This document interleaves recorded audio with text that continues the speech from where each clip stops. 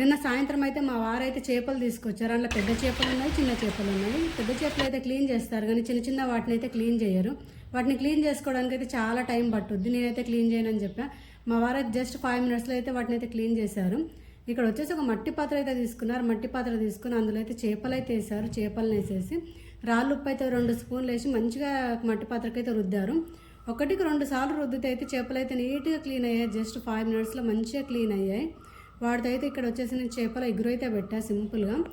ఒక mixie jar తీసుకొని అందులో ఒక పెద్ద ఉల్లిపాయ, అల్లం, వెల్లుల్లి, పచ్చిమిర్చి వేసేసి కొంచెం కొత్తిమీర వేసి అయితే మిక్సీ పట్టాను. దాన్ని అయితే పచ్చి వాసన పోయేంత వరకు వేయించి ధనియా జీలకర్ర పౌడరు సరిపడా ఉప్పు వేసేసి అయితే మ్యాగ్నేట్ చేసుకున్న చేపలను అయితే అందులో వేసేసి ఒక 5-10 మినిట్స్ పెట్టేస్తే చేపలు ఎగురు అయితే రెడీ అయిపోతుంది. చాలా సింపుల్గా అయిపోతుంది, బట్ చాలా టేస్టీగా ఉంటాయి చిన్న చిన్న చేపలు కాబట్టి. ఇలా నైట్ డిన్నర్లోకి అయితే ఇలా చేపలు ఎగురు పెట్టేసి జొన్న రొట్టెలు అయితే చేశాను. వీడియో నచ్చితే like and subscribe. Thank you for watching.